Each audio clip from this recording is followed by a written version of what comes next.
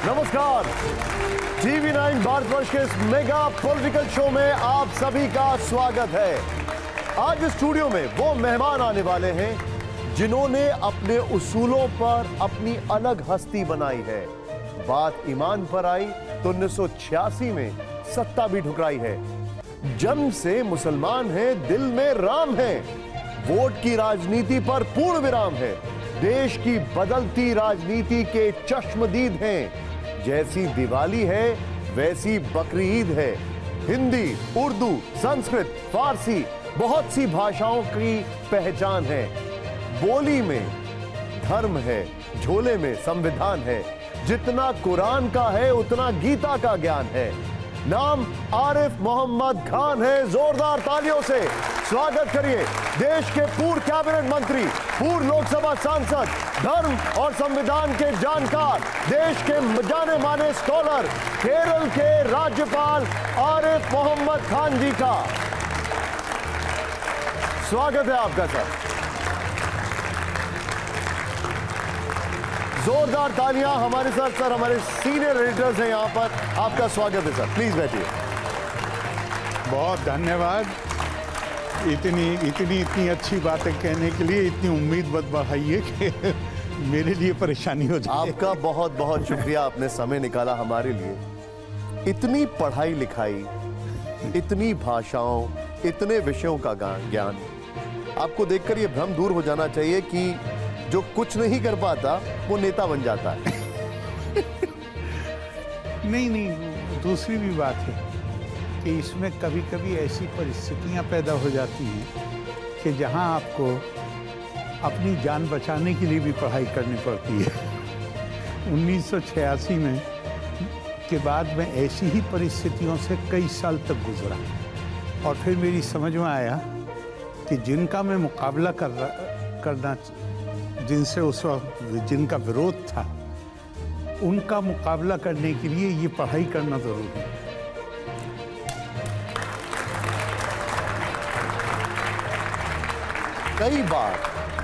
कई बार आपकी ज्यादा जानकारी ही विवादों की वजह भी बन जाती है।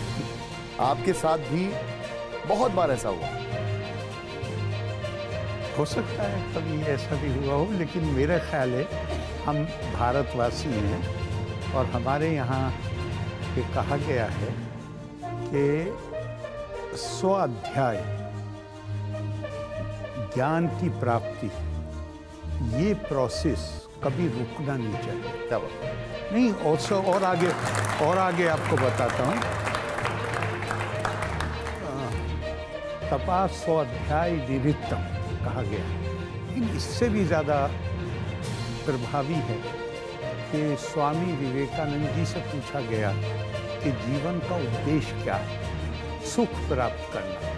उन्होंने कहा जीवन का उद्देश्य सुख प्राप्त करना कभी नहीं हो सकता, क्योंकि अगर सुख प्राप्ति ही मेरे जीवन का उद्देश्य है और मेरे पास ताकत है, शक्ति है, तो मैं आपको दुखी करूँगा अपने सुख के लिए, इससे कौन रोकेगा?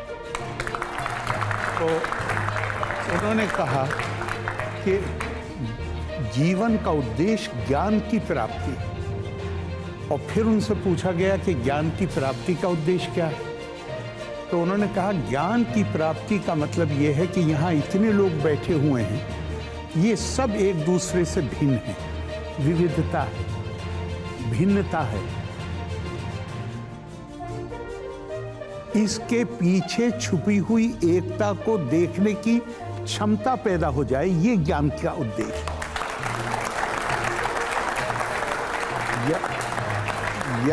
यदा भूता पृथक भावा मेकस्थमनो पश्यति तत एवाचा विस्तारम ब्रह्मा संपद्यते तदा।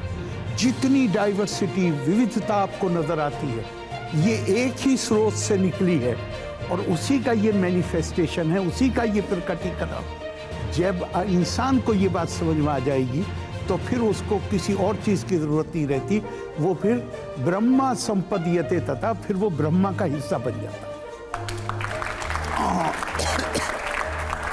22 जनवरी को राम मंदिर की प्राण प्रतिष्ठा है।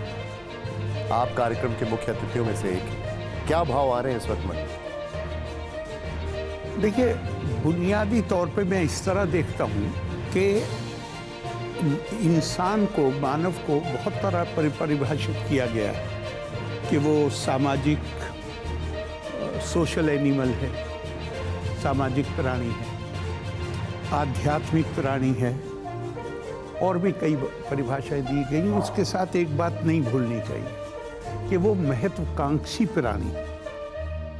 और महत्वाकांक्षा अगर किसी आदर्श चरित्र से मर्यादित नहीं होती है तो वो महत्वाकांक्षा दूसरों के लिए बहुत खतरनाक बन जाती है। लेकिन हम भारतीय हैं तो हमें भारतीय संस्कृति को समझने का प्रयास करना ही पड़ेगा। हमारी संस्कृति इंसान के अंदर, इंसान नहीं अकेले, जानवर और चिड़िया के अंदर भी, पेड़ के अंदर भी आत्मा को देखती है, जिसका मतलब है उसका भी शोषण करने का अधिकार हमको नहीं है। तो मैं अगर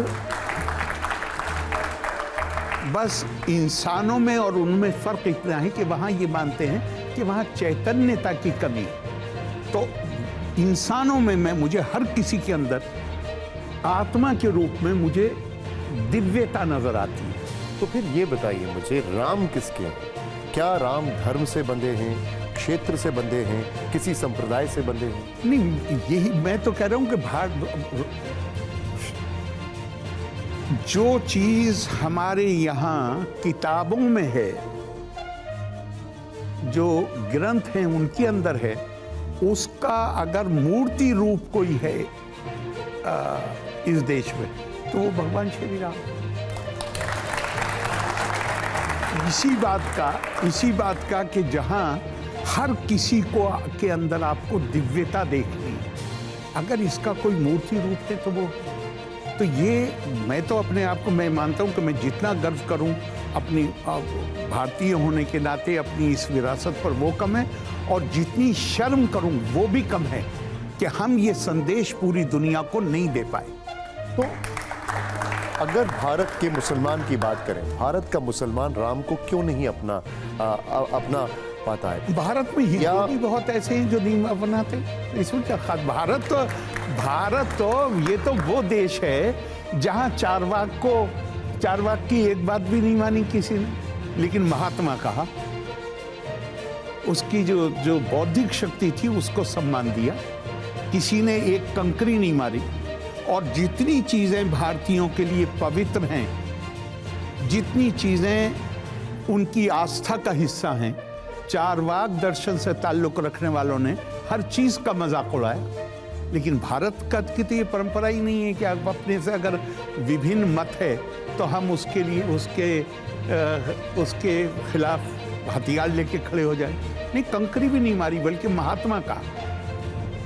या ऐसा है कि भारत का जो मुसलमान है वो तो अपनाना चाहता है, लेकिन जो नेता और राजनीति है वो नहीं इसको होने देती है? नहीं, मैं तो ये मानता हूँ कि आप जाइए, मिसाल के तौर पे आम आदमी से बातचीत करिए, उसकी बातचीत में वो उन मुहावरों का इस्तेमाल करता है जिसमें पता चल जाता है कि वो उसके संस्कारों में क्या चीज़ है। हर कहीं भी जाए, मैंने अपने गांव में देखा है, मुसलमानों को कहते हुए देखा है, दो आदमियों में झगड़ा हो तो वो कहते थे भैया राम राम करो, मतलब झगड़ा मत करो।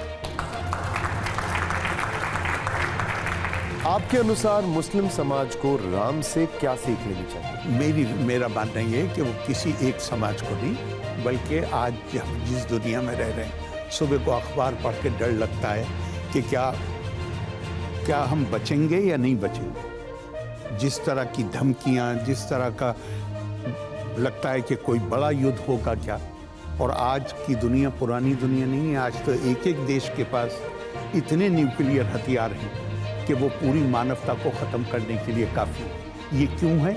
ये इसलिए है कि संस्कृतियाँ, आज कानून बदल गया, 1948 में हर देश ने लगभग मानव अधिकारों का जो चार्टर है उस पर दस्तखत कर दिए, लेकिन आदतें नहीं बदलती हैं आसानी से।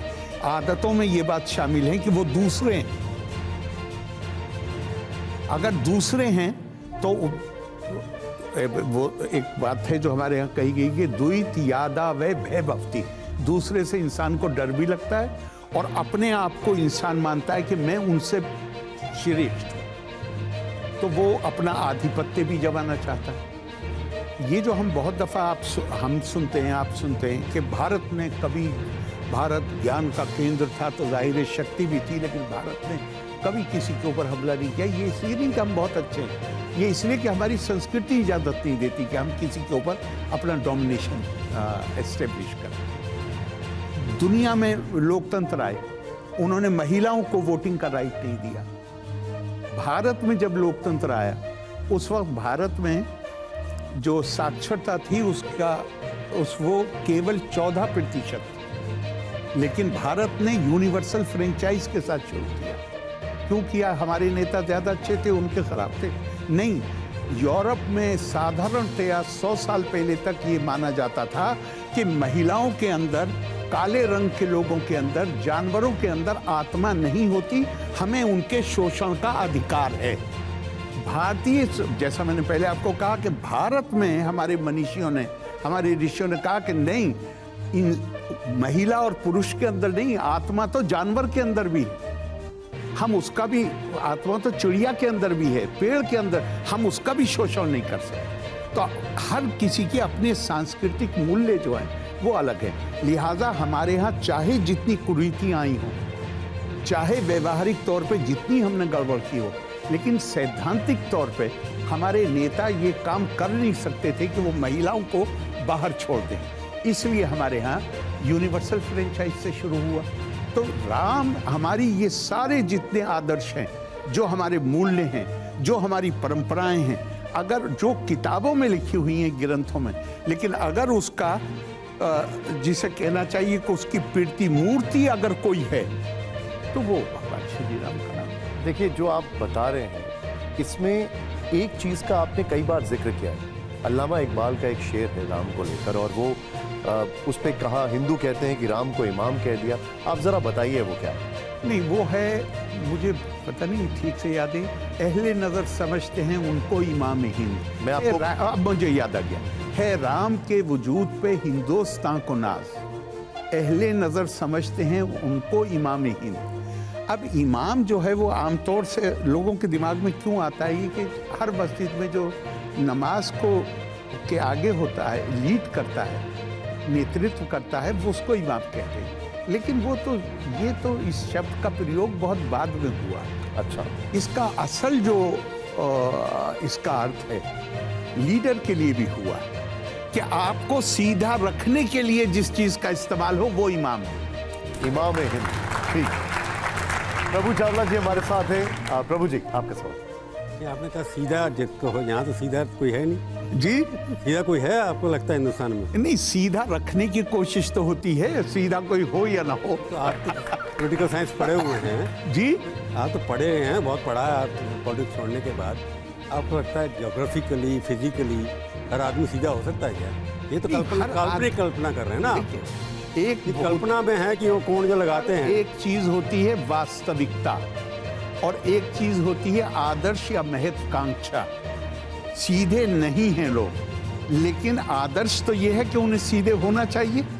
तो उसकी कोशिश को, मैं जो चीज को आप एग्जाम्पल के तौर पे, मिसाल के तौर पे इस्तेमाल करते हैं, उसे इमाम कहा जा सकता है।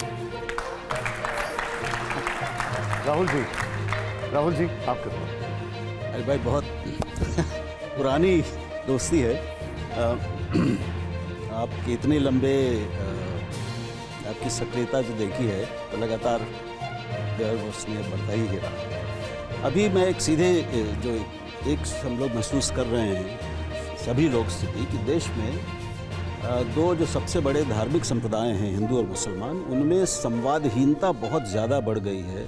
इतनी ज़्यादा बढ़ गई है कि शत्रुताएं और कटुताएं और खाइयाँ और संदेह, शक, ये बढ़ गए, आपसी डर बढ़ गए, और ये लगातार तापमान देश का बढ़ता हुआ दिख रहा है। आपको इसका रास्ता क्या दिखता है कि इसको कैसे, श्री अरविंद ने भी 15 अगस्त 1947 को जो अपना संदेश दिया था, उसमें इसी समस्या को देश की सबसे बड़ी चुनौती कहा था। आज भी वो चुनौती हमारे सामने उससे शायद ज़्यादा विकराल रूप से बनी हुई है। इसका समाधान कैसा होता है? मुझे लगता है कि जब कोई बुराई अपनी चरम सीमा को पहुंच जाती है तो फिर उस बुराई का विध्वंस भी होने लगता है। मैं अभी जिस कार्यक्रम से आ रहा हूँ, जहाँ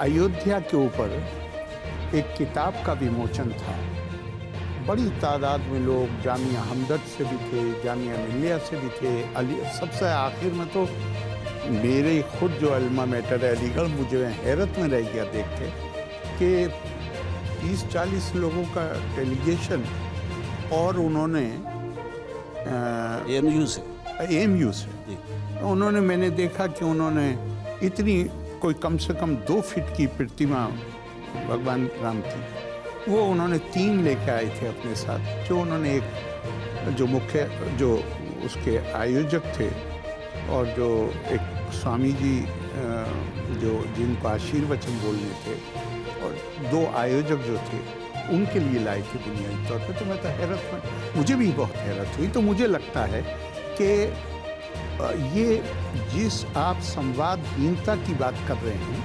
निश्चित तौर पे ये तथ्य है जहाँ पर राजनीतिक मंच हैं, वहाँ पे ये चीज़ पैदा हुई। लेकिन अगर आप गांवों में जाएं और नीचे के लेवल पे देखें, तो मुझे नहीं लगता कि ये कभी भी ये संवादहीनता रही है, कभी भी नहीं रही, मेरा मानना है। हाँ, राजनीतिक प्लेटफॉर्म्स पर इस तरह के कार्यकलाप हुए हैं। अगर रोज़ाना मुझे, हम एक ही गांव में रहते हैं या बड़े स्तर पे एक ही देश में रहते हैं, रोज़ाना मैं आपको डराऊं कि आपको इनसे खतरा है, तो संवाद तो टूट ही सकता है। और मैं सुरक्षा करूं, भाई आप कौन है सुरक्षा करने वाले? सुरक्षा तो रूल ऑफ सोसाइटी में, सुरक्षा तो देश के कानून और संविधान से होती है, व्यक्तियों से तो नहीं होती। लेकिन हम लगातार देखे हैं यही बात, हम लगातार देखे हैं कि तुम्हारी धार्मिक आस्था को, पहले तो ये ट्रांसलेशन ही गलत है। धर्म का ट्रांसलेशन रिलीजन का ट्रांसलेशन धर्म नहीं हो सकता। धर्म पूजा पाठ का नाम नहीं है, धर्म आचरण का नाम है, कोड ऑफ कंडक्ट का नाम है। वहाँ पे आपका आप जहाँ पे हैं, जिस जगह काम कर रहे हैं, आप खुद आपके कई धर्म, आपका एक पुत्र धर्म है, आपका एक आपके ऊपर कुछ जिम्मेदारी है माता पिता के प्रति, वो आपका पुत्र धर्म है। आपकी पत्नी है, वहाँ आपका पति धर्म है। आपके बच्चे हैं, वहाँ आपका पिता धर्म है। आप जर्नलिज्म में हैं, वो आपका जो जिस पेशे में आप हैं, जो काम कर रहे हैं, वहाँ की जो चुनौतियाँ हैं और वहाँ की जो मांगे हैं, वो आपका धर्म कहलाएगा। तो हर आदमी कर्तव्य रूप है। तो एक है कि जहाँ हमने धर्म को मान लिया कि, और वो तो हर व्यक्ति का भी अलग होता है और व्यक्ति के भी कई होते हैं, लेकिन हमने आमतौर से ये मान लिया कि जैसे इबादत करना, पूजा पाठ करना, किसी एक ख़ास चीज़ को मानना, ये अपने आप में धर्म यहाँ तक सीमित है। नहीं, वो तो अपने आप में बात ही सही नहीं है। तो मुझे ये लगता है कि जो बात आपने कही है वो बिलाशुबा है और वो लगातार रही है। राजनीति के ज़रिए या राजनीतिज्ञों के ज़रिए उसको बढ़ावा मिला। लेकिन अगर आप नीचे के स्तर पर जाए, मुझे बचपन से अपनी याद, कितने गांवों में आप वेस्टर्न यूपी में चले जाइए, जहां मुसलमान जमींदार थे, होली उन्हीं के घर से बजना शुरू होती थी और वहीं पे आके खत्म होती। लेकिन अब चीजें बदल रही हैं। नहीं, मुझे तो आज में भी बदल रही, उस जगह नहीं, मुझे ये बदलाव नहीं। तब पार्टीशन में नहीं बदलाव आया, पार्टीशन के बाद नहीं बदलाव आया, यानी कोई बदलाव नहीं आया है बड़ा, आप ये कह। नीचे के स्तर पर मैं कह रहा हूँ कि वहाँ पे तो वो चाचा और ताऊ के रिश्ते पहले भी थे, आज भी हैं और मुझे पूरा विश्वास है हमेशा रहेंगे। लेकिन ये बुराई है, मैंने पहले ही आपसे कहा, मैं स्वीकार कर रहा हूँ। लेकिन जब कोई बुराई अपनी चरम सीमा पे पहुँच जाती है तो फिर उसका जी गिरना भी शुरू होगा। अंशुमन जी, महामहिम, मेरा प्रश्न राम को लेकर, आपने अभी राम को इमाम हिंद कहा भारतीय नहीं, मैंने नहीं कहा, इन्होंने पूछा, हाँ, आपने इकबाल को कोट किया। राम भारतीयता और भारतीय संस्कृति के सबसे बड़े नायक हैं, महानायक भी हैं और लोक नायक भी हैं। वाल्मीकि से उनकी तलाश ऐसे व्यक्ति की, ऐसे चरित्र की तलाश है जिसका एक अपना चरित्र है, जो राम अपने शील और विनय के लिए जाने जाते हैं। आपको ऐसा नहीं लगता कि पिछले कुछ वर्षों में राम को प्रतिशोध का, रिवेंज का प्रतीक बना दिया गया? राम की पूरी चरित्र रचना, राम का पूरा गठन, राम की छवियां हमारे आंख में या हमारे घर में या परिवार में, जिनको आप राम राम कहने वाली प्रतिमा, वो प्रतिमा धीरे धीरे प्रतिशोध की, कुछ बदला लेने की, कुछ रिवेंज की बनती चली जा रही है। ऐसा आपको नहीं लगता? नहीं, ऐसा है कि हर तरह के लोग होते हैं, बहुत सारे लोगों ने ये भी किया है जो आप कह रहे हैं, लेकिन ज़्यादातर लोगों ने, तो मैं जो जानता हूँ वो ये है कि सुप्रीम कोर्ट का जजमेंट आने के बाद भी जो बड़े नाम हैं, उन्होंने कहा कि इसमें किसी एक वर्ग की जीत नहीं, और ये राम सबके हैं और सब में राम। तो जो लोग टेंट सेट करते हैं उनका ये एटीट्यूड नहीं है। लेकिन राम भक्त तो राम का इस्तेमाल राम बदले के लिए कर रहे हैं। बहुत से राम भक्त उस तरह से इस्तेमाल कर रहे हैं। अब राम भक्त तो सब एक जैसे नहीं है ना। हमें कभी भी ये नहीं करना चाहिए कि जैसे हम आमतौर से इस्तेमाल करते हैं, हिंदू मुस्लिम, लगता है जैसे सारे हिंदू एक से जैसे, सारे मुस्लिम एक जैसे हैं, सारे नहीं। प्रकृति यान्ति भूतानि, each individual is a unique personality. हर व्यक्ति अपने आप में एक अलग व्यक्तित्व है। कुरान हकीम में आता है, कुल कुल्लुन यामलु अला शाकिलती, कह दो हर व्यक्ति अपने आप में जो उसको disposition which is specific to that individual, उस प्रकृति के मुताबिक, जो प्रकृति उसी को ही खास तौर से दी गई है, उसके मुताबिक काम करता है। लिहाजा ये भी कोशिश नहीं होनी चाहिए कि सबको एक जगह पे लेबल करके और एक ग्रुप में बांध दिया जाए। तरह तरह के लोग होते हैं, इसी में यही इंसान का मैं मानता हूँ यही इम्तहान है, यही उसका की परीक्षा है कि जहाँ वो ये अलग अलग बातों में से जो बेहतर बातें हैं उसको निकाल ले और उसको थोड़ा सा प्रकाशित कर। रामायण का राम राज्य लोकतंत्र की बुनियाद है, आदर्श लोकतंत्र है जहां सर्वजन समानता दिखाई देती है। राम की सीख को आज के समाज के कुछ राम भक्त ही नहीं मानते हैं, वो भी तो मुसलमान समाज को अपना नहीं पाते। मैं मना नहीं कर रहा हूं, मैं कह रहा हूं ऐसे लोग हो सकते हैं, लेकिन अगर इस पर विवादों से बचा जाए तो आखिर में आके ये तो किसी की हिम्मत नहीं है कि वो इससे इनकार कर सके कि हम तो यही मानते हैं ना कि जो भारतीय आदर्श हैं, सिद्धांत हैं, मूल्य हैं, उनकी प्रतिमूर्ति कोई किसी एक व्यक्ति के अंदर व्यवहारिक स्तर पर उसको जिया नहीं गया है सिवाय श्री राम के। तो किसी एक व्यक्ति के अंदर हमारे आदर्श जबरदस्त हैं, लेकिन वो आदर्श पर के अनुसार व्यवहार करना आसान काम नहीं। तो वो ये किस लिए क्यों आदर्श हैं? ये इसलिए आदर्श हैं कि इन्होंने उन सारे आदर्शों, सिद्धांतों और मूल्यों के मुताबिक इनका चरित्र जो है वो उसके अनुसार है। ये जितनी हमारी शिक्षा है, तो अब किसी की ये हिम्मत तो हो नहीं सकती कि वो ये कह सके कि हमारे देश के जो ग्रंथ हैं, जो आदर्श हैं, मूल्य हैं, वो ये तो कहते नहीं कि हिंदू के अंदर तो दिव्य आत्मा है और नॉन हिंदू के अंदर दिव्य आत्मा नहीं। ये तो कह नहीं सकते। बल्कि यहाँ तो दूसरी बात है, यहाँ तो ये बात है कि सारी चीज़ कर्मों पे है। मैं मानूं, आप माने या न माने, लेकिन कर्म के आधार पर ही आज जो हूँ, मतलब जो भारतीय मानस है या जो भारतीय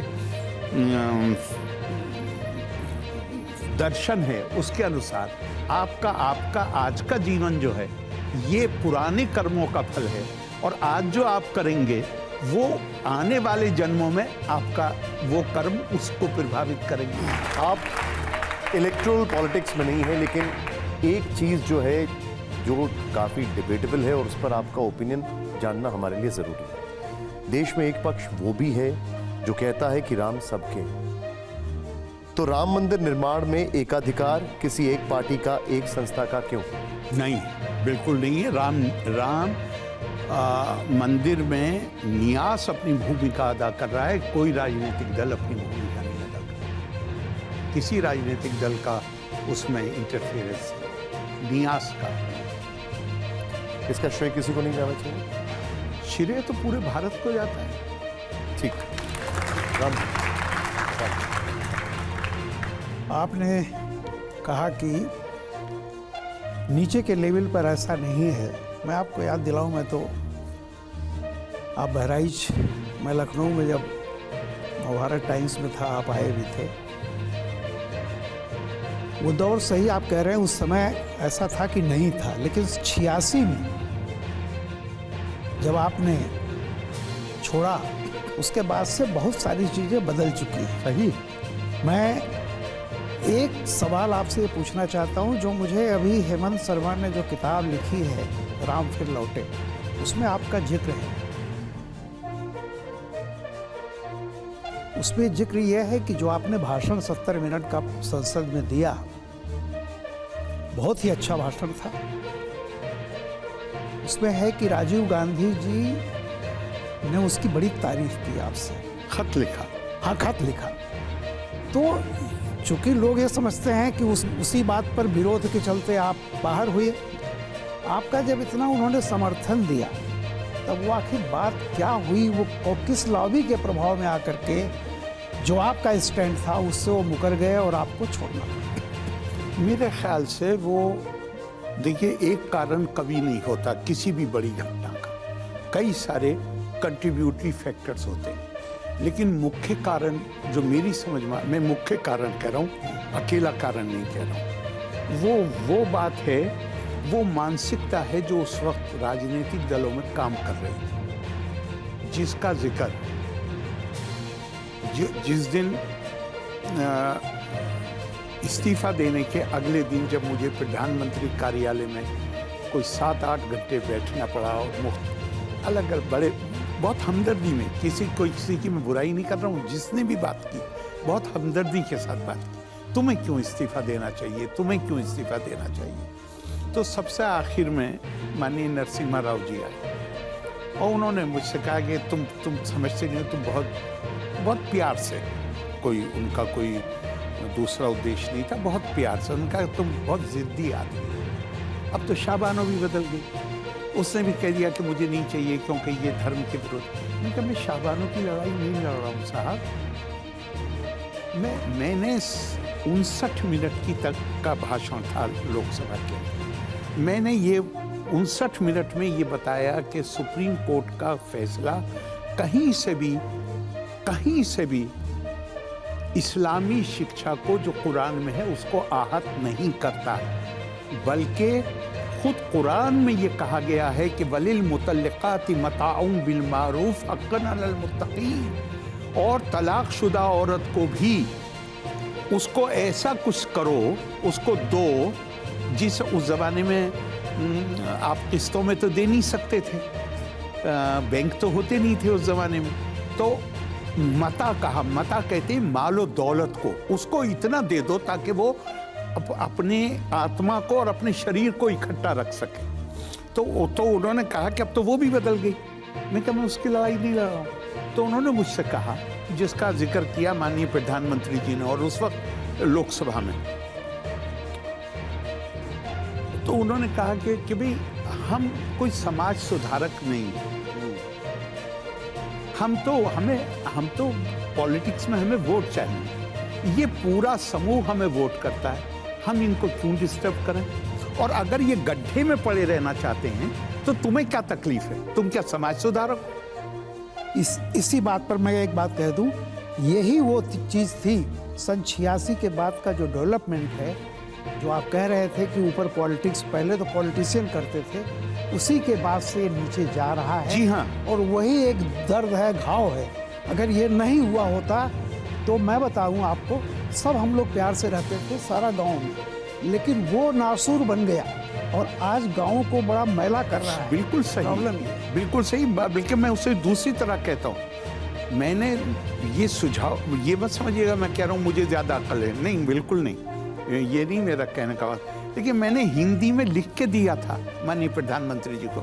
मैं कहा आप संसद में ये कहिए कि भारत भूमि धर्म भूमि, समूह नहीं, अगर कोई एक व्यक्ति भी अपनी धार्मिक आस्था को लेकर चिंतित होगा तो हम उसको एड्रेस करेंगे, लेकिन हम ऐसे विषयों पर उन लोगों को जिनकी विभाजनकारी राजनीति है, जिन्होंने पहले भी देश को बांटा है, हम उसको इजाजत नहीं देंगे कि वो इस देश के समाज को दोबारा से धर्म के नाम पे बांट सके। और मैंने कहा उसके बाद चाहे जो कीजिए, लेकिन हुआ उसका उल्टा। जो लोग कह रहे थे कि जो लोग हमारे स्टैंड के विरोधी हैं, खास तौर से मुस्लिम एमपी, उनकी टांगें तोड़ दो। जो लोग ये कह रहे थे, कह नहीं रहे थे, एक्चुअली मेरे ऊपर 5-5 अटैक हुए। जो लोग वायलेंस करा रहे थे उनके साथ फोटो खिंचवाए जा रहे थे और वो अखबारों में छप रहे थे। तो एक आम आदमी को कोई भी देशों में, कहता हूँ अकेले भारत नहीं, भारत में तो बहुत ज़्यादा सहनशीलता है, दुनिया का कोई भी देश हो, 400 से ज़्यादा एमपी हों, और सरकार इंप्रेशन जो गया वो ये गया कि ये मेरिट के आधार, किसी मिनिस्टर ने भी, जो भी लोकसभा में भाषण हुए उसमें भी क्या कहा गया, ये नहीं कहा गया कि मेरिट के आधार पर हम ये कर रहे हैं। कहा गया बड़ी बड़ी सभाएं हो रही हैं, शांति व्यवस्था के बिगड़ने का खतरा है, वगैरह वगैरह। तो इंप्रेशन क्या गया, जैसे धमकी में आके 400 से ज्यादा मेंबरों का समर्थन जिस सरकार को है, उसने धमकी में आके घुटने टेक दिए। तो वो तो कोई भी देश हो, वहां के नागरिक हो, वो आहत महसूस करेंगे अगर ये लगेगा कि उनकी सरकार मेरिट की बुनियाद पर नहीं, गुण दोष के आधार पर नहीं, बल्कि धमकी में आकर कोई काम करने के लिए अपने आप को मजबूर पा रही है। तो कहीं भी उसकी प्रतिक्रिया आएगी। आप जो बता रहे हैं, अब मैं थोड़ा सा जो माहौल है उसको लाइट करता हूँ। हमारा एक रैपिड फायर राउंड है, मैं वहाँ पे आपको आप यहीं पे बैठे रहें, मैं 2 तस्वीरें आपको दिखाऊंगा और एक तस्वीर आप उसमें से चूज करिएगा। एक सवाल होगा और रैपिड फायर, उसके बाद मैं जयशंकर जी के पास आऊंगा। मैं चाहूंगा जरा जोरदार तालियां हो पहले हमारे रैपिड फायर राउंड के लिए।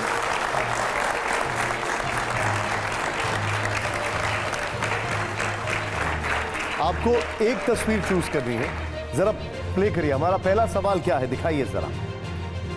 बेहतर राजनेता कौन, राजीव गांधी या राहुल गांधी? मैं इंडिविजुअल्स को कंपेयर करने में यकीन नहीं रखता और इंडिविजुअल्स पर अपनी उम्मीदें पिन नहीं करता। ठीक, अगला दिखाइए जरा। राम मंदिर आंदोलन में योगदान का क्रम की हम बात कर रहे हैं। आडवाणी जी हैं, वाजपेयी जी हैं, अशोक सिंघल जी हैं, मोदी जी हैं, आपकी पर्सनल राय? ये बड़े बड़े नाम हैं, लेकिन मैं ये मानता हूं कि वो आदमी जिसने अपनी जान, जिसको कुछ नहीं मिलना था, जिसने अपनी जान दी है, आप उसको क्यों इग्नोर कर रहे हैं?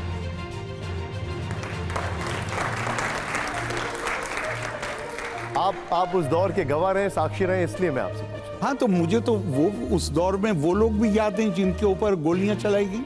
ठीक, वो भी याद है। आइए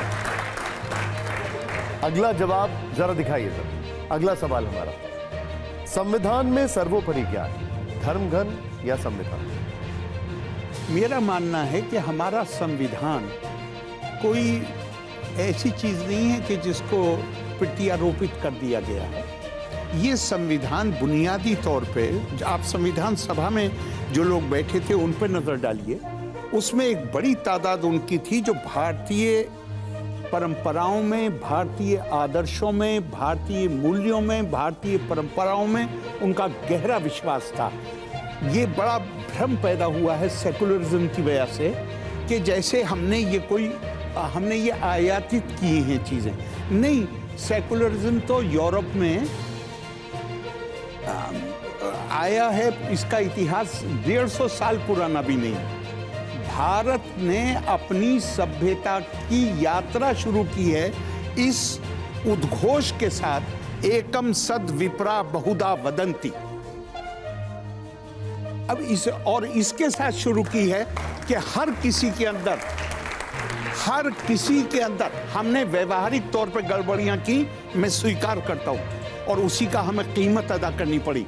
लेकिन हमने तो उद्घोषणा की है, शंकराचार्य ने, आदि शंकर ने जो 4 मठ बनाए उनको 4 महावाक्य दिए चारों वेदों से। अहम ब्रह्मास्मि, तत्त्वमसि, प्रज्ञानम ब्रह्मा, अयम आत्मा ब्रह्मा, जिसमें सबका जोर ये है हर व्यक्ति के अंदर दिव्यता है। और अगर जैसा मैंने पहले कहा, अगर मैं एक बार इस बात को ठीक से समझ लूं, हर व्यक्ति के अंदर दिव्यता है, कभी संभव नहीं है कि मैं उसके पैर पे पैर रखने की चेष्टा करूंगा। मेरा अगला सवाल दिखाइए जरा। हमारा अगला सवाल है, आदर्श भारत की कल्पना क्या है, हिंदू राष्ट्र या सेक्युलर राष्ट्र? सर, मैं आपको एक मैं हैरत में रह गया जब मैंने पढ़ा था। मैं आपको एक श्लोक बताता हूँ। पाषंड नैगम श्रेणी पूगा विराट गुणादिशु संरक्षेत समयम राजा दुर्गे जनपदे तथा।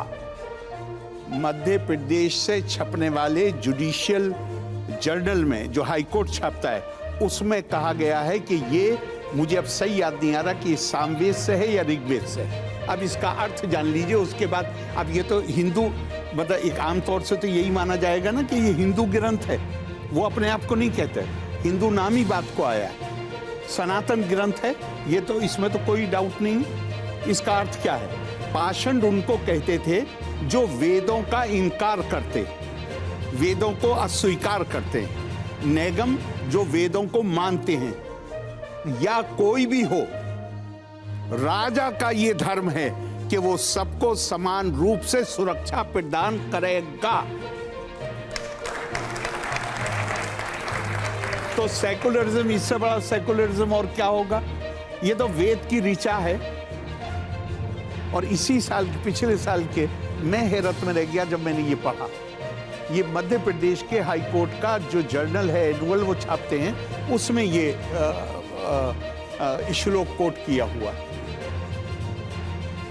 एक बार जोरदार तालियां हो जाए। हमारा अगला सवाल दिखाइए जरा। विश्व शांति के लिए खतरा कौन है, इजराइल या फिलिस्तीन? अभी आप जिक्र कर रहे थे। मेरा मानना है कि शांति के लिए खतरा कोई भी वो मानसिकता है जो मेरे तेरे का भाव होती।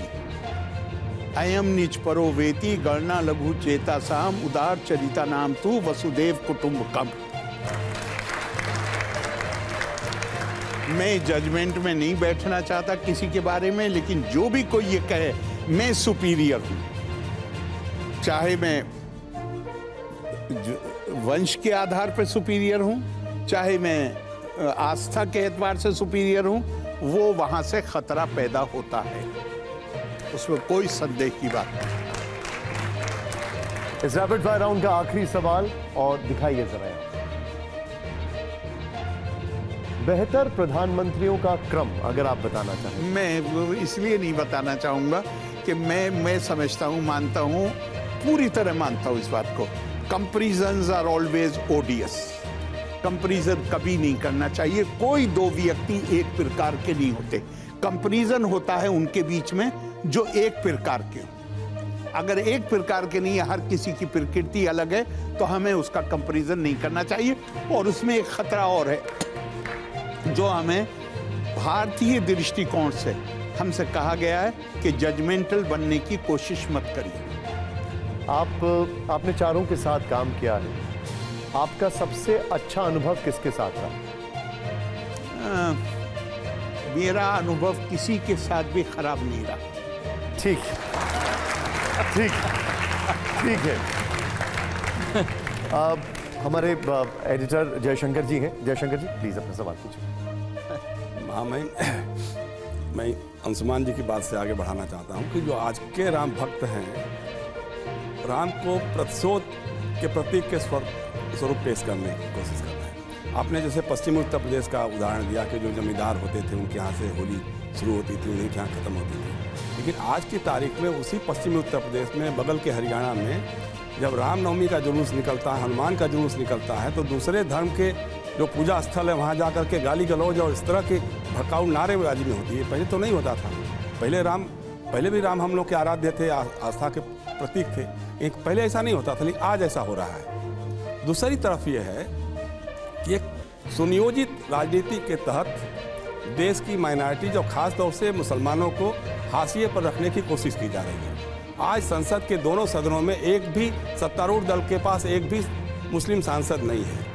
मंत्री होने की बात ही नहीं। विधानसभाओं में भी अगर आप देखिए घूम करके, उसमें भी मिलेगा आपको कि शायद इक्का दुक्का कहीं कुछ हो गया तो हो गया। अब तो 100 पीस भी रखने की जरूरत नहीं महसूस की जा रही है। सत्तारूढ़ राजनीति अब 100 पीस की भी जरूरत नहीं महसूस कर रही है कि चलो मुस्लिम समुदाय से या अल्पसंख्यक समुदाय से हम किसी को ला करके रखें। तो ये राजनीति किस तरफ ले जाएगी मैं देश को? एक शायर का एक शेर है, वो आपकी खिदमत में पेश करता हूँ। उसमें मेरे ख्याल से इसका जवाब है, वक्त करता है परवरिश वर्षों, हादसा एकदम नहीं होता। क्या बात। 1986 में जिस किस्म की राजनीति के बीज बोए गए, दीवार पे लिखा नजर आ रहा था। मुझसे लोग कहते थे तुम पागल हो गए हो कि तुम इस उम्र में सरकार छोड़ लो। मैं कहता था नहीं, यहां से देश की राजनीति ही बदल जाएगी। ऐसे वैमनस्य के बीज बोए 1986 में।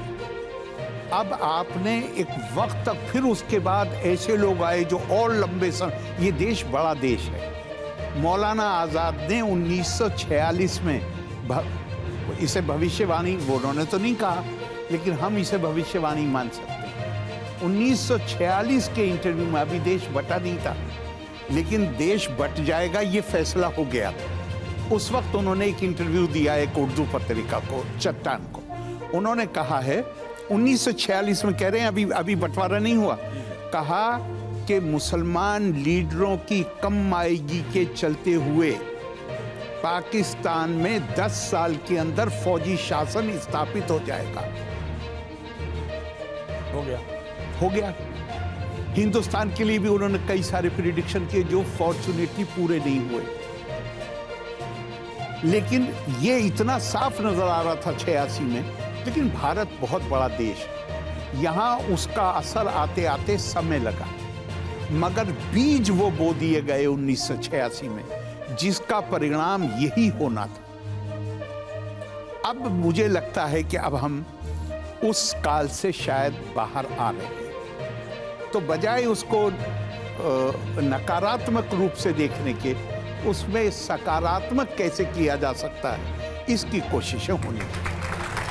मैं वापस राम मंदिर पर आपसे पूछना चाहूंगा, कुछ राजनीतिक दलों को राम मंदिर से या राम से कोई आपत्ति नहीं। उनको आपत्ति ये है कि राम मंदिर का कार्यक्रम स्टेट स्पॉन्सर्ड क्यों है?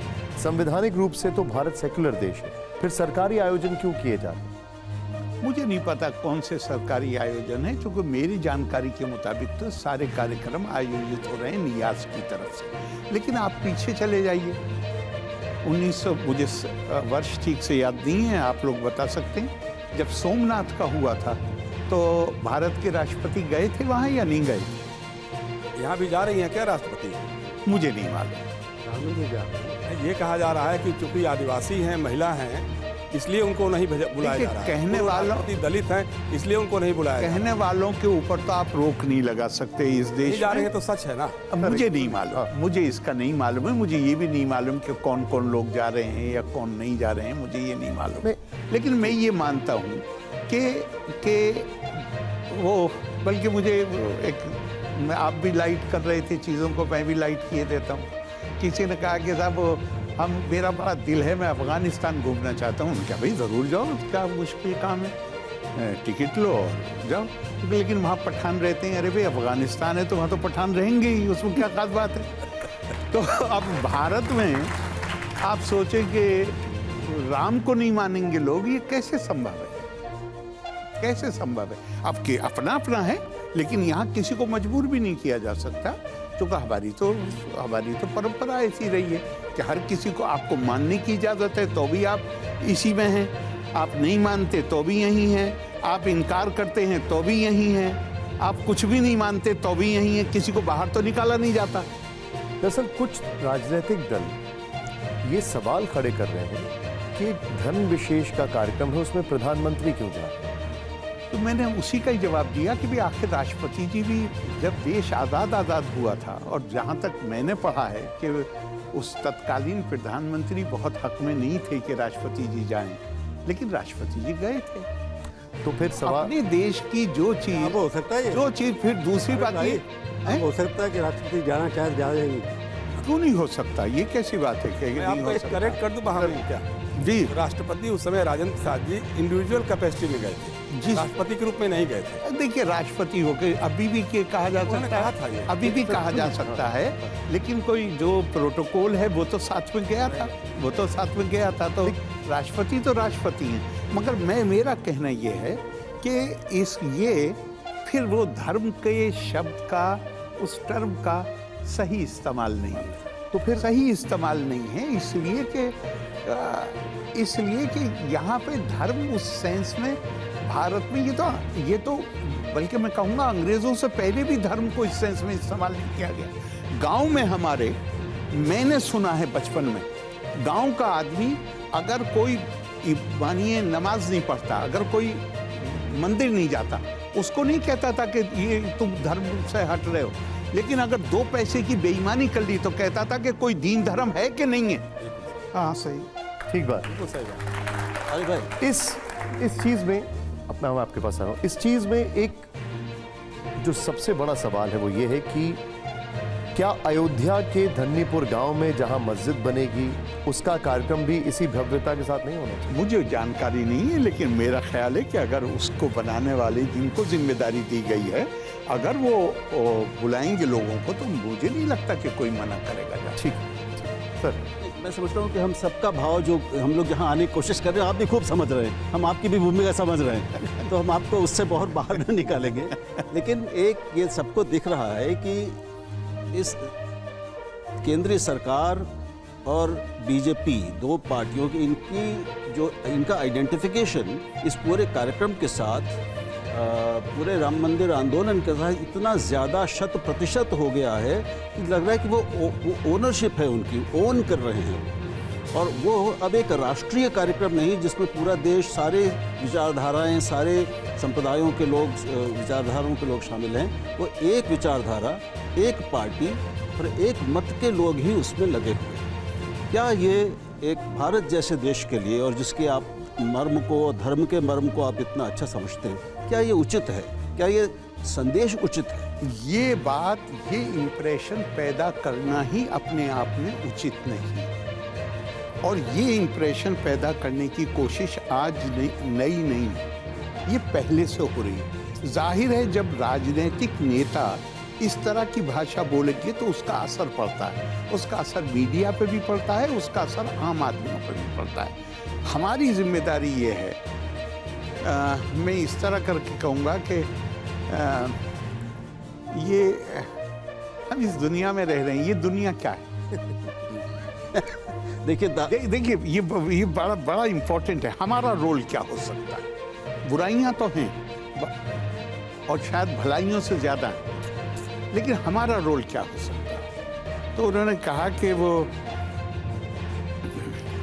क्वाचिद वीणा वाद्यम क्वाचिदपि हा हेति रुदितम क्वाचिन नारी रम्या क्वाचिदपि जरा जरा वपु क्वाचिद विद्वत गोष्ठी क्वाचिदपि मदा सुरा मत्ता कलह, ना जाने संसारा किम अमृतमया किम विश्वमया। मतलब अपोजिट्स हैं, पैराडॉक्सिस हैं। एक तरफ संगीत है, एक तरफ लोग रो रहे हैं, एक तरफ खूबसूरत लोग हैं, महिलाएं पुरुष, एक तरफ वो हैं जिनके जिस्म गल गए हैं, एक तरफ विद्वानों की गोष्ठी चल रही है, दूसरी तरफ शराब पी के लोग झगड़ा कर रहे हैं। तो ना जाने संसारा किम विश्वमया किम अमृतमया किम विश्वमया। ये अमृत से है यहाँ या विष? हमारा रोल एक ही हो सकता है, हम विष को बढ़ाने का काम ना करें, हम अमृत को बढ़ाने का काम करें। अंशुमन जी, में मेरा प्रश्न धर्म और राजधर्म से राजभवन के धर्म पर है, क्योंकि आप राजभवन के धर्म को लेकर चर्चा में हैं। और ऐसा लग रहा है कि देश में दो हिस्सों में देश के राज्य बटे हैं। कुछ राज्य जहां विपक्ष की सरकारें हैं वहां राजभवन ऐसे कार्य कर रहे हैं कि सुप्रीम कोर्ट को ये कहना पड़ा कि राजभवन की अपनी मर्यादा और अपनी सीमाएं हैं, और कुछ जगह ऐसा माना जा रहा है कि राजभवन सत्ता पक्ष के साथ कार्य कर रहे हैं। और राज्यपालों पर सुप्रीम कोर्ट की हाल फिलहाल में जो आई टिप्पणियां हैं महत्वपूर्ण, और उसके केंद्र में आप भी रहे। मेरा दो टूक सवाल है, क्या केरल में वास्तव में जंगल राज है? क्योंकि केरल में जंगल राज है, क्योंकि आपने अपनी एक प्रेस कॉन्फ्रेंस में भी कहा कि केरल में जंगल राज है, और सुप्रीम कोर्ट को बार बार राजभवन को उसकी सीमाएं क्यों बतानी पड़ रही है? मैं निवेदन करूं, सरकारें सुप्रीम कोर्ट में गई, आप क्या कोई किसी को सुने बगैर उसके खिलाफ टिप्पणी कर सकते हैं? ये कानून इसकी इजाजत देता है? आपको सुनना तो पड़ेगा ना किसी के बारे में। गवर्नर को नोटिस ही नहीं इशू होता, और टिप्पणी, बहुत माफी के साथ कह रहा हूं, मीडिया ने उस तरह छापा है। वो कह रहे हैं, मिसाल के तौर पे जो उनके वकील हैं वो कह रहे हैं साहब 23 महीने से बिलों पर बैठे हूं। अरे 23 महीनों से बैठे हुए, ये तो गलत है। अरे भाई उसको पूरी बात तो बताइए। क्या उन्होंने अपने रिटिन ऑर्डर में कोई कमेंट किया है गवर्नर के बारे में? नहीं। वहां पे जो वो ओरल ऑब्जर्वेशन हो रही हैं उनको लेके इस तरह की कहानियां बताएगी। जब मुझे सुना ही नहीं गया, मेरे पास नोटिस ही नहीं आया, जिन बिलों की बात हो रही है वो बिल, मेरा निश्चित मत है कि वो बिल मनी बिल हैं। आप गवर्नर को चांसलर के पद से हटाकर आप इंडिविजुअल्स को चांसलर बनाना चाहते हैं यूनिवर्सिटी का, उनके ऊपर कुछ खर्चा आएगा? उसके लिए कोई फाइनेंशियल प्रोविजन बिल में नहीं है। कॉन्स्टिट्यूशन के प्रोविजन को शॉर्ट सर्किट करने के लिए उसमें एक धारा डाल दी गई है, इनके खर्चे की जिम्मेदारी यूनिवर्सिटी की होगी। यूनिवर्सिटी के पास पैसा कहीं और से आ रहा है क्या? सरकार से आएगा, केंद्रीय सरकार से आएगा, राज्य सरकार से आएगा।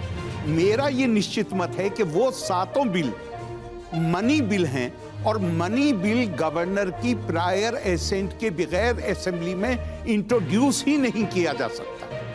लेकिन मुझे तो सुना ही नहीं गया। अब जब मुझे सुना नहीं गया तो मेरे खिलाफ कैसे कोई कमेंट हो सकता है? अब आपने दूसरी बात आपने कही जंगल राज की। राजभवन से लेके एयरपोर्ट तक अभी 10 दिन पहले 3 जगहों पर मेरी गाड़ी पे हमला होता है, गाड़ी डैमेज होती है। हेड ऑफ द स्टेट की गाड़ी पे हमला होना जंगल राज नहीं तो और क्या है? हेड ऑफ द स्टेट की गाड़ी पे हमला हो रहा है तो फिर कौन सुरक्षित है जहां पे हेड ऑफ द स्टेट? और 2 जगह मुझे पता नहीं था कि ये इस तरह हमला होगा। जब पुलिस की आदत होती है कि वो वीआईपी को तेजी से निकालने की कोशिश करते। दूसरी बार जब हुआ तो मैंने ड्राइवर से कह दिया, मैंने कहा गाड़ी आगे नहीं बढ़ाना, अगर अब आता है कहीं। और वो आया, उनकी पार्टी के नजदीक, पार्टी ऑफिस के नजदीक जो जगह थी वहां पर वो उन्होंने चारों तरफ से गाड़ी को घेर के और झंडों को उल्टा करके डंडों से, और एक मौके पे तो बिल्कुल ऐसे लगा जैसे गिलास टूट गए। तो मैंने दरवाजा खोला और मैं बाहर निकला और सब भाग गए। क्या आपको ऐसा लग रहा है कि जंगल राज इस हद तक है कि वहां पर राष्ट्रपति शासन होना चाहिए? मुझे ऐसे लगता है कि जो मैंने कहा भी है, और मैं ज़रा थोड़ा पूरी तरह सफाई नहीं, मतलब इसको साफ शब्दों में नहीं कहूँगा जी, आपको पहले से बता रहा हूँ। मुझे लग रहा है कि केरला सरकार ने हाई कोर्ट में एफिडेविट दिया है, अब नहीं दिया, 1 महीने के करीब हो गया। उन्होंने कहा है कि केरला सरकार वो इस पोजीशन में नहीं है कि जो उसने वित्तीय गारंटियां दी थी उसका सम्मान कर सके। ये अपने आप में स्वीकार रोकती है कि हम संविधान के मुताबिक सरकार नहीं चला सकते। मतलब कि वहाँ फाइनेंशियल इमरजेंसी जैसी स्थिति है? नहीं, मेरा मतलब नहीं है, उन्होंने कहा है। उन्होंने हाई कोर्ट में 1 महीने पहले एफिडेविट देके कहा, और अभी 5 दिन पहले एक महिला है जिसको पिछले 8 महीने से उसके पैसे नहीं मिले हैं, वो हाई कोर्ट गई है। वो कह रहे हैं कि उसको भी हम देने की पोजीशन में नहीं। और वो तो छोड़ दीजिए, जहां पब्लिक सेक्टर अंडरटेकिंग्स में पब्लिक इन्वेस्टमेंट हुआ था और उनका रिटर्न अब होना चाहिए, उस पर सरकार ने कह दिया कि हम इस पोजीशन में नहीं है, we can not honour, exact words में कोट कर रहा हूँ, पहले मैं अनुवाद कर रहा था, we are not in a position to honour the financial guarantees which we had given. तो उन्होंने खुद स्वीकार किया। अब वो जिस स्थिति में है, रोजाना नई नई स्कीम अनाउंस करते हैं, पैसा है नहीं, आमदनी का स्रोत केवल लॉटरी और लिकर है, टूरिज्म के अलावा कोई दूसरा स्रोत नहीं है। तो वो शायद एक स्थिति पैदा करना चाहते हैं जहां कोई ड्रास्टिक एक्शन लिया जाए, और मैंने ये बार बार कहा है, I am not going to oblige them. और एक्शन क्या हो सकता है आपका? अब वो तो अभी मैं नहीं अपने मुंह से कहूंगा, अभी आपने कहा था तो वो मैं नहीं, वो मैंने कहा I am not going to oblige them. वो ये चाहते हैं कि कुछ एक्शन हो ताकि वो अपने आप को इस तरह पेश कर सकें जैसे उनके खिलाफ कार्रवाई हुई है और कुछ हमदर्दी। वो इस स्थिति में नहीं आज जो हालत है। केरला अकेले ही स्टेट है पूरे देश में आज की तारीख में जो जिन लोगों ने 35 साल 37 साल सरकार की प्रदेश की सेवा की है, उनको पेंशन नहीं दी जा रही, लेकिन गवर्नमेंट में, लेकिन मिनिस्टरों के पर्सनल स्टाफ, और अकेली स्टेट है जहां मिनिस्टर का पर्सनल स्टाफ, मैं सेंट्रल गवर्नमेंट का मिनिस्टर रहते हुए 6 आदमी को टर्मिनस बेसिस पे अपॉइंट कर सकता था। आज भी मैंने पूछा है, इतना ही है। केरला में मिनिस्टर को यह अधिकार है कि वो 25 आदमियों को टर्मिनस बेसिस पे अपॉइंट कर सकता है, और ये 25 के 25 आदमी 2 साल पूरे होने के बाद लाइफ लॉन्ग जीवन भर पेंशन के अधिकारी हो जाते हैं 2 साल में। तो हर मिनिस्टर 50 आदमी पैदा करता है जो फुल टाइम पार्टी वर्कर होते हैं, और उनको तनख्वाह गवर्नमेंट से मिलती है। इस वक्त केरला की वित्तीय स्थिति ये है कि 17 लाख एम्प्लॉइज और पेंशन होल्डर्स, और जो लोन लिए हैं केरला सरकार का कुल पैसे का 83% केवल तनख्वाहें, पेंशन और लोन की सर्विस में जा रहा है। बाकी कितना बचा? बट ये स्थिति तो ज्यादातर राज्यों की है भारत में। अधिकतर राज्यों का अधिकतर पैसा मगर इतना बुरा हाल कहीं नहीं, ज्यादातर राज्यों इतना बुरा हाल नहीं है कहीं। वो तो वो खुद कह रहे हैं ना कि वो तो पेंशन नहीं दे पा रहे।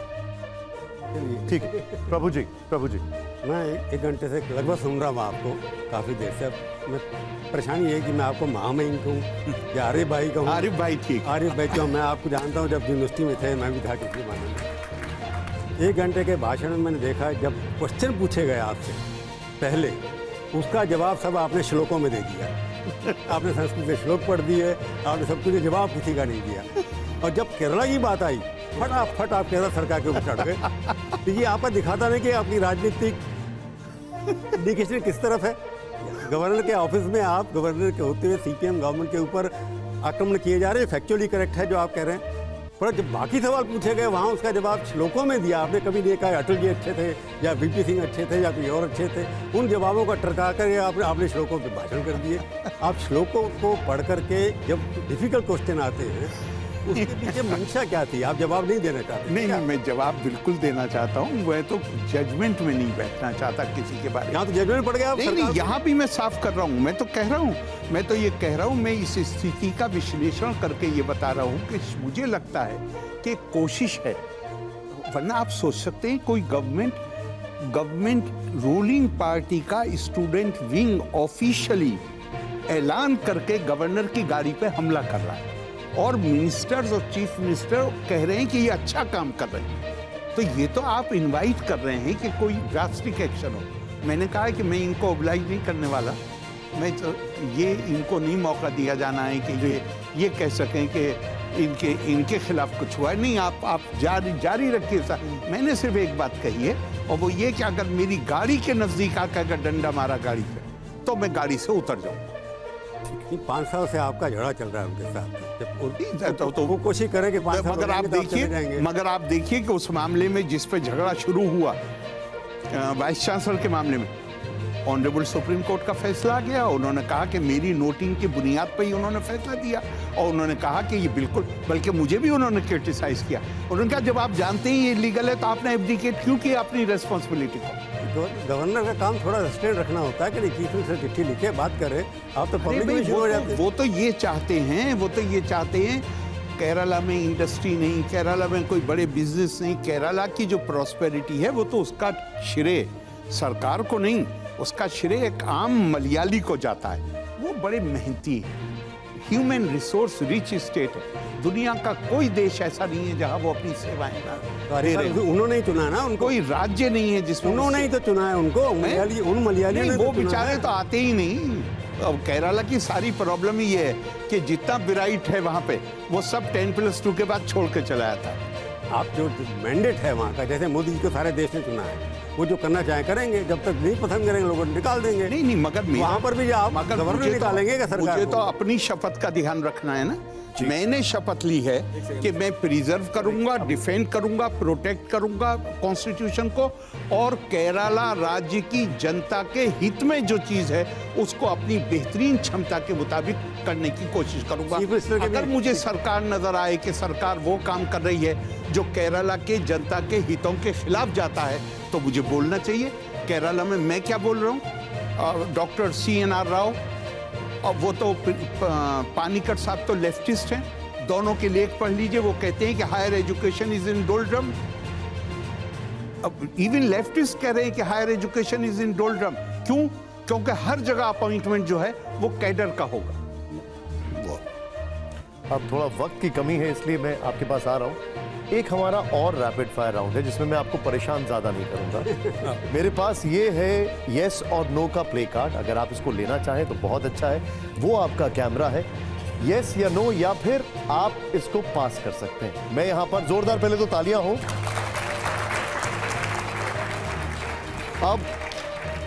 अब आप इसको पास भी कर सकते हैं। हमारा पहला सवाल बताइए जरा, यहां पर राजीव गांधी को भी राम मंदिर निर्माण का श्रेय मिलना चाहिए, यस या नो? या मैं तो मेरी तो अच्छा यस या नो का मामला जी। नहीं, मैं नहीं जवाब देना चाहता। ठीक है, कोई बात नहीं, पास हो गया। अगला सवाल दिखाइए सर। पास। अगर बोलना हो तो मैं बोल दूंगा, लेकिन अगर सिर्फ यस और नो है तो पास। अगला सवाल है हमारा, नरेंद्र मोदी जी आजाद भारत के सबसे लोकप्रिय नेता हैं। मैं चूंकि वो लोकप्रियता की वजह से चुने गए हैं, लेकिन मैं जजमेंटल नहीं होना चाहता। ठीक हाँ, तो ओके, पास। पास। नेक्स्ट सवाल दिखाइए, राम मंदिर निर्माण का चुनावी इस्तेमाल नहीं होना चाहिए। ना हो, नहीं होना भी नहीं चाहिए और हो भी नहीं रहा। मतलब आपको नहीं होना चाहिए तो यस दिखाना, आप ये चाहते हैं? यस, ठीक है। अगला सवाल, आप यस या नो खुद बोल सकते हैं, कोई दिक्कत नहीं। अब हमारा अगला सवाल है, दिखाइए जरा, भारत हिंदुओं का देश है, यस या नो? मेरे ख्याल से मैं जवाब दे चुका इसका। जी, ठीक। अगला सवाल दिखाइए जरा, लव जिहाद की थ्योरी सच्ची है, आप क्या कहेंगे?